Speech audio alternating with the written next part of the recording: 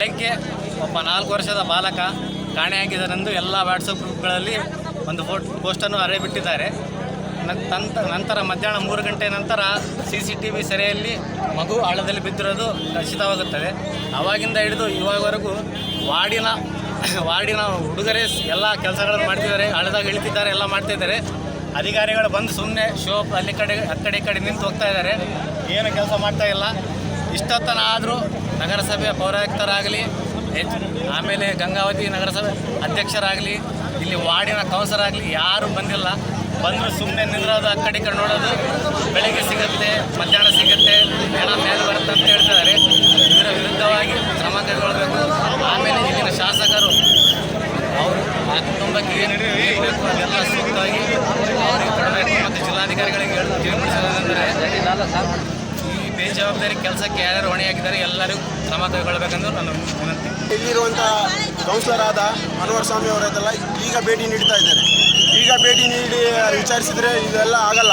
ಯಾವಾಗ ಇಶ್ಯೂ ಆಗಿರುತ್ತೆ ಅವಾಗೆ ಅವರೈತಲ್ಲ ಭೇಟಿ ನೀಡಿ ಪರಿಹಾರ ಕೊಡಿಸ್ಬೇಕು. ಇಲ್ಲಿ ಇರುವಂಥ ಜನರಿಗೆ ಅವ್ರಿಗೆ ಗಮನಕ್ಕೆ ಇಲ್ಲ. ಇಲ್ಲಿ ನಮ್ಮದು ಮೈಬೂಬ್ ನಗರದ ಕೌನ್ಸಿಲರ್ ಆಗಿದ್ದಾರೆ ಅವರು.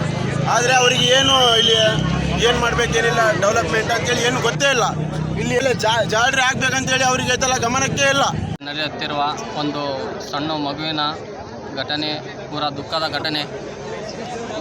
ಘಟನೆ ಮತ್ತು ಎಲ್ಲರಿಗೂ ಒಂದು ಗಂಗಾವತಿಯ ನಗರಿಗೆ ಒಂದು ಪೂರ ಒಂದು ಕರಾಳ ದಿನ ಆಗಿದೆ. ಗಂಗಾವತಿಯಲ್ಲಿಂದ ಯಾವ ಘಟನೆಗಳು ನಡೆದೇ ಇಲ್ಲ.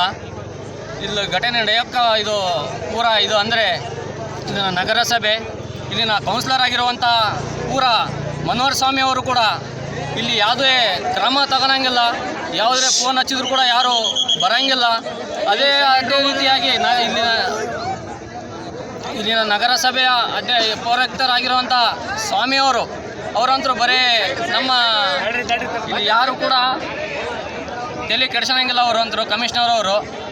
ಅದೇ ಆಗಿ ನಮ್ಮ ವಿಧಾನಸಭಾ ಕ್ಷೇತ್ರದ ಜನಾರ್ದನ್ ರೆಡ್ಡಿ ಅವರು ಕೂಡ ಶಾಸಕರು ಇಲ್ಲಂದ್ರೂ ಒಂದು ಬರೀ ಅಡ್ಡಾಡ್ತಿದ್ದಾರೆ. ಗಂಗಾವತಿ ಹೆಂಗಿದೆ ಅಂತೇಳಿ ಸಿಂಗಾಪುರ್ ಅಂತೇಳಿ ಬರೀ ಘೋಷಣೆ ಮಾಡಿರ್ತಂತಲ್ಲ, ಸಿಂಗಾಪುರ್ ಮಾಡಿ ತೋರಿಸ್ಬೇಕಂತೇಳಿ ಅವರಿಗೆ ಮನವಿ ಮಾಡ್ತಿದ್ದೇನೆ ನಾನು.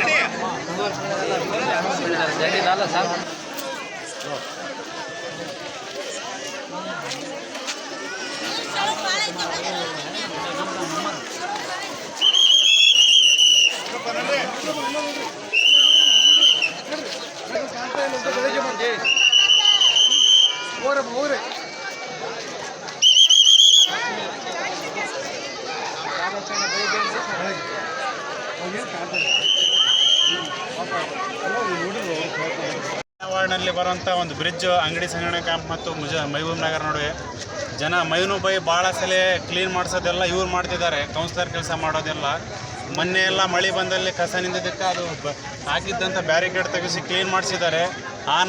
ಇದು ಮೈಬೂಬ್ ನಗರ್ ಕೌನ್ಸಿಲರ್ ಮತ್ತು ಅಂಗಡಿ ಸಂಗ್ರಹಣೆ ಕೌನ್ಸಿಲರ್ ಮತ್ತು CMC ಅವರು ಇದಕ್ಕೆ ಸಂಬಂಧಪಟ್ಟಿದ್ದು. ಇವ್ರ ನೆಗ್ಲಿಜೆನ್ಸಿಯಿಂದ ಇವತ್ತು ಒಂದು ಹುಡುಗ ಅದು ಬ್ಯಾರಿಕೇಡ್ ಇರಲಾರ್ದ ಸಲಾಗೆ ಅವ್ರು ಅಳದಕ್ಕೆ ಬಿದ್ದು ಸತ್ತಿರೋದು. ಅದು ಇನ್ನೂ ಸಿಗ್ತಾ ಇಲ್ಲ ಹುಡುಗ. ಅದು ಇದೆ ಜಾಲರಿ ಹಾಕಿದಾರಲ್ಲ, ಆ ಜಾಲರಿಯನ್ನು ತೆಗೆದು ಮತ್ತೆ ಹಾಕಿಲ್ಲ. ಅದು ಯಾವ ಹುಡುಗ ನಾವು ಹೋಗಿ ಬಿದ್ದರೂ ನಮಗೆ ಇಂಜುರಿ ಆಗ್ತದೆ. ಇಂಥ ಪರಿಸ್ಥಿತಿ ಗಂಗಾವತಿಯಲ್ಲಿ ಬಂದಿದೆ. ಇದಕ್ಕೆಲ್ಲ ಸಂಬಂಧಪಟ್ಟ ಮುನ್ಸಿಪಾಲ್ಟಿ ಇಬ್ಬರು ಏರಿಯಾದ ಕೌನ್ಸಿಲರ್ ಮೇಲೆ FIR ಆಗಬೇಕು. ಯಾಕೆಂದರೆ ಇವರ ನೆಗ್ಲಿಜೆನ್ಸಿ ಮೇಲೆ ಇವತ್ತೊಂದು ಹುಡುಗ ಹೋಗಿದ್ದು. ಇವರಿಗೆ ಎಲ್ಲರೂ ಓಟ್ ಹಾಕಿದ್ದಾರೆ ಅಂದಮೇಲೆ ಇವರು ಬಂದು ಇಲ್ಲಿ ಎಲ್ಲ ಮಾಡಬೇಕು. ಮೈಬೂಬ್ ನಗರ ಕೌನ್ಸಿಲರಿಗೆ ನಾನು ಎಲೆಕ್ಷನ್ ಆದಮೇಲೆ ಇವತ್ತು ನೋಡಿದ್ದೀನಿ. ಅವ್ರು ಎಲ್ಲಿದ್ದಾರೆ, ಏನು ರೆಸ್ಪಾನ್ಸಿಬಲ್, ಎಲ್ಲ ಗಟ್ರು ಲೈಟು ಯಾವುದೇ ರೀತಿಯಲ್ಲಿ ರೆಸ್ಪಾನ್ಸ್ ಇಲ್ಲ.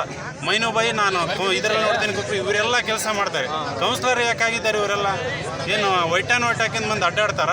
ಇವತ್ತು ಹೋದಂಥ ಆ ಹುಡುಗನ ಜವಾಬ್ದಾರಿ ಎಲ್ಲ ನೆಗ್ಲಿಜೆನ್ಸ್ ಆದಂಥ ಕೌನ್ಸಿಲರ್ ಮತ್ತು ನಗರಸಭೆ ಪೌರಾಯುಕ್ತರು ಮತ್ತು ಇಲ್ಲಿಯ ಶಾಸಕರ ಮೇಲೆ ಎಲ್ಲ ಇದು ಬರೋದು.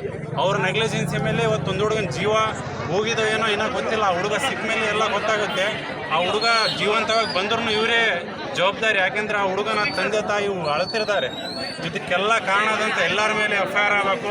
ಎಲ್ಲರ ಮೇಲೆ ಕಾನೂನು ಆ್ಯಕ್ಷನ್ ಆಗಬೇಕು ಮತ್ತು ಹುಡುಗಿನ ಮನೆಗೆ ಪರಿಹಾರ ಸಿಗಬೇಕು. ಇನ್ನು ಕಾರ್ಯಾಚರಣೆ ಮಾಡಂದರೆ ಏನೂ ಮಾಡ್ತಾ ಇಲ್ಲ. ಕಾರ್ಯಾಚರಣೆ ಎಲ್ಲರೂ ಬ್ರಿಡ್ಜ್ ಮೇಲಿದ್ದಾರೆ. ಕಾರ್ಯಾಚರಣೆ ಅಂದರೆ ನೀರಲ್ಲಿ ಹೋಗಿ ಇಳಿದು ಮಾಡಬೇಕು. ಹುಡುಗ ಮುಂಜಾಲಾದರೂ ಇದುವರೆಗೆ ಯಾರು ನೀರು ಹಳದಲ್ಲಿ ಇಳಿದಿಲ್ಲ. ಎಲ್ಲರೂ ಬ್ರಿಡ್ಜ್ ಮೇಲೆ ನಿಂತಿದ್ದಾರೆ. ಏನಿದೆ ಕಾರ್ಯಾಚರಣೆ ಮಾಡ್ತಿದ್ದಾರೆ, ಶೂಟಿಂಗ್ ಮಾಡ್ತಿದ್ದಾರೆ. ಹಾಗಾಗಿ ನಾನು ಸರ್ಕಾರಕ್ಕೆ ಮನವಿ ಮಾಡ್ತೀನಿ, ಆ ಹುಡುಗನ ನೆಗ್ಲಿಜೆನ್ಸ್ಗೆ ಕಾರಣ ಆದ್ರ ಮೇಲೆ ಕಾನೂನು